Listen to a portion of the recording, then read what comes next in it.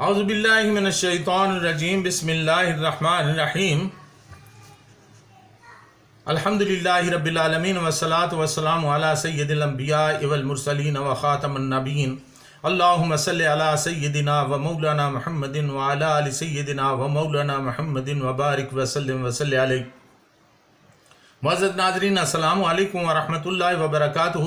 جاذب publications میں خوش آمدید۔ میں محمد سعید جاذب آپ کی خدمت میں حاضر ہوں۔ تعلیم القرآن کا سلسلہ جاری ہے اور میں آپ کی خدمت میں سورہ بقرہ کی تفصیلات و تشریحات پیش کر رہا ہوں۔ سورہ بقرہ کی آیت نمبر 30، جس میں اللہ تعالیٰ نے فرمایا وَإِذْ قَالَ رَبُّكَ لِلْمَلَائِكَةِ إِنِّي جَاعِلٌ فِي الْأَرْضِ خَلِيفَةً قَالُوا أَتَجْعَلُ فِيهَا مَن يُفْسِدُ فِيهَا وَيَسْفِكُ الدِّمَاءَ وَنَحْنُ نُسَبِّحُ بِحَمْدِكَ وَنُقَدِّسُ لَكَ۔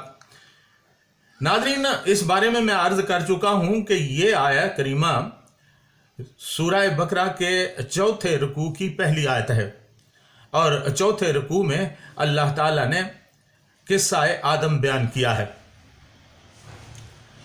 قصہ آدم کے بارے میں نے عرض کیا تھا کہ اس کی اہمیت کیا ہے، اس کے بیان کرنے کا مقصد کیا ہے، اور یہ بھی میں نے عرض کیا تھا کہ پورے قرآن مجید میں اس کے علاوہ باقی صورتوں میں کہاں کہاں قصہ آدم بیان ہوا ہے۔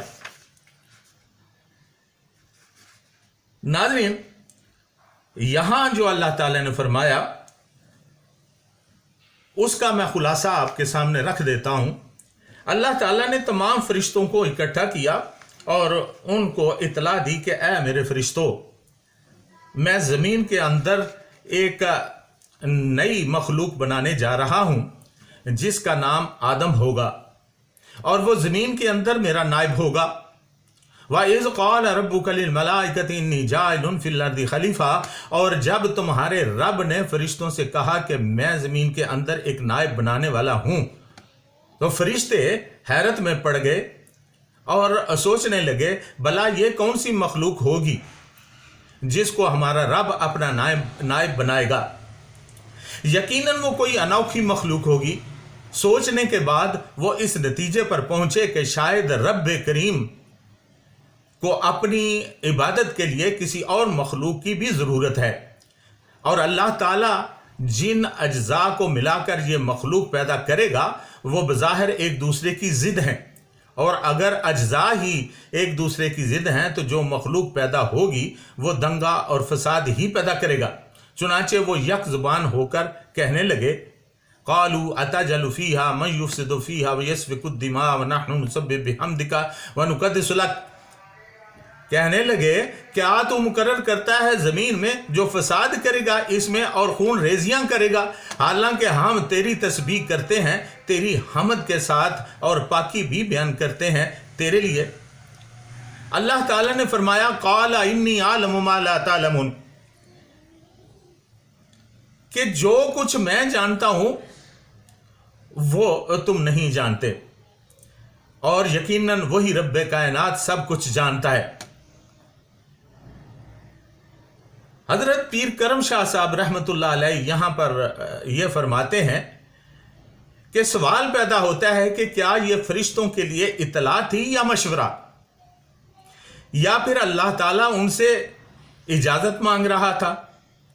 مفسرین کرام رحمۃ اللہ علیہ فرماتے ہیں کہ یہاں اللہ تعالیٰ نے فرشتوں سے مشورہ نہیں مانگا اور نہ ہی ان سے کسی قسم کی اجازت طلب کی ہے۔ وہ خالق کائنات ہے اور وہ جو چاہے کر سکتا ہے۔ اس نے تو ایسا کر کے اپنے ارادہ عالیہ سے فرشتوں کو آگاہ کیا تھا۔ ناظرین، فرشتے حضرت آدم علیہ السلام کی تخلیق کے بارے میں مزید معلومات اور اس کی حکمت کے بارے میں جاننا چاہتے تھے۔ حضرت قتادہ رحمۃ اللہ علیہ فرماتے ہیں کہ فرشتوں کو معلوم تھا کہ یہ صورتحال پیدا ہونے والی ہے، کیونکہ انہوں نے آدم علیہ السلام سے قبل زمین میں آباد ہونے والی مخلوق یعنی جنات کے حالات دیکھے تھے۔ حضرت عبداللہ بن عباس رضی اللہ تعالی عنہ فرماتے ہیں کہ تخلیق آدم علیہ السلام سے تقریباً 2000 سال قبل زمین پر جنات آباد تھے، جنہوں نے دنگا فساد اور قتل و غارت گری شروع کر دی۔ اللہ تعالیٰ نے عزازیل، اور عزازیل شیطان کا پہلا نام ہے جب کہ وہ فرشتہ ہوا کرتا تھا، تو اللہ تعالیٰ نے عزازیل کی سربراہی میں فرشتوں کا لشکر بھیجا، جنہوں نے فسادی جنوں کو سمندروں کے دور دراز جزیروں کی طرف دھکیل دیا۔ پھر اللہ تعالیٰ نے عزازیل کو سلطان الارض بنا دیا۔ یہی وجہ ہے کہ فرشتوں نے حیرانی کا اظہار کیا اور اللہ تعالیٰ سے معلومات لینا چاہیے۔ ناظرین، یہ جاننا بہت ضروری ہے کہ خلیفہ کسے کہتے ہیں۔ خلفن کے معنی ہے پیچھے، نیز یہ بات کے لیے بھی بولا جاتا ہے، مثلا خلف کا تیرے بعد۔ الخلف ایک قرن کے بعد دوسرا قرن، یعنی ایک زمانے کے بعد دوسرا زمانہ، یا ایک نسل کے بعد دوسری نسل۔ نیز ان انسانوں کو کہتے ہیں جو پہلے لوگوں کے جانشین ہوں اور ان سے زیادہ ہوں۔ ابن بری رحمت اللہ علیہ فرماتے ہیں کہ الخلف آدمی کے بعد اس کے پسماندہ جانشینوں کے لیے نیز بدل و عوض کے معنوں میں بھی استعمال کیا جاتا ہے۔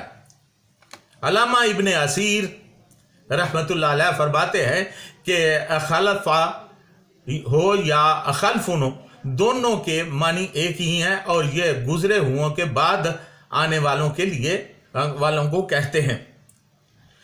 صاحب لغات القرآن فرماتے ہیں کہ خلیفہ صرف وہی ہو سکتا ہے جو کسی کے بعد یا کسی کی عدم موجودگی میں اس کی جگہ لینے والا ہو۔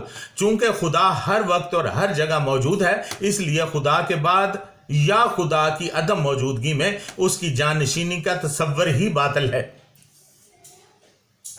چنانچہ حضرت آدم علیہ السلام کو اللہ کا خلیفہ نہیں کہا جا سکتا۔ ان کے خیال میں فی الارض خلیفہ کا مطلب ہے کہ زمین کے اندر کسی پہلی مخلوق کا خلیفہ۔ ان کا خیال کسی حد تک درست ہو سکتا ہے، لیکن یہاں خلیفہ سے مراد نائب ہے، اور اردو لغت میں نائب ماتحت، مددگار، قائم مقام، مختار، وکیل یا سفیر کو کہتے ہیں۔ ان سب معنوں میں کسی کے بعد یا کسی کی عدم موجودگی کا سوال ہی پیدا نہیں ہوتا۔ اللہ ہر جگہ موجود ہے، چنانچہ وہ اپنے پیغامبر، سفیر یا ماتحت تو یقیناً بنا سکتا ہے۔ اس لیے میں نے ترجمہ کرتے ہوئے نائب کا لفظ اختیار کیا ہے۔ علامہ ابن کثیر رحمت اللہ علیہ فرماتے ہیں کہ خلیفتن سے مراد یہ ہے کہ اس کے بعد یکے بعد دیگرے بعد کے بعد جانشین ہوں۔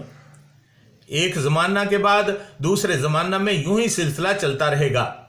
پارہ نمبر 8 سورہ الانعام آیت نمبر 165 میں الارشاد باری تعالیٰ ہے، وَهُوَ الَّذِي جَعَلَكُمْ خَلَائِفَ الْأَرْضِ وَرَفَعَ بَعْضَكُمْ فَوْقَ بَعْضٍ دَرَجَاتٍ لِيَبْلُوَكُمْ فِي مَا آتَاكُمْ۔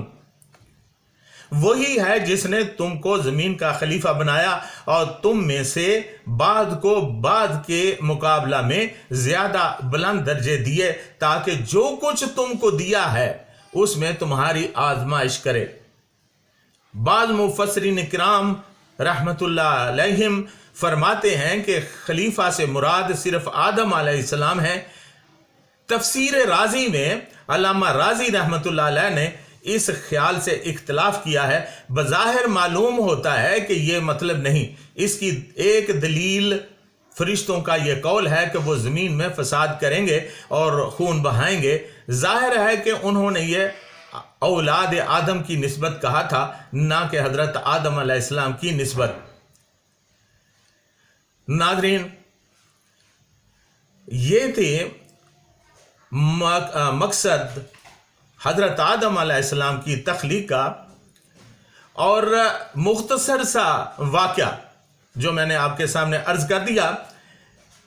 آج کے لیے اتنا ہی۔ آئندہ نشست میں انشاءاللہ تخلیق آدم کے مراحل سے آپ کو آگاہ کروں گا کہ تخلیق آدم ہوئی کیسے، کن کن مراحل سے وہ گزرے، اور اس کے بعد یہ بھی عرض کروں گا کہ نسل انسانی کے 5 مراحل کون کون سے ہیں جو کہ تخلیق آدم کے 5 مراحل سے مطابقت رکھتے ہیں۔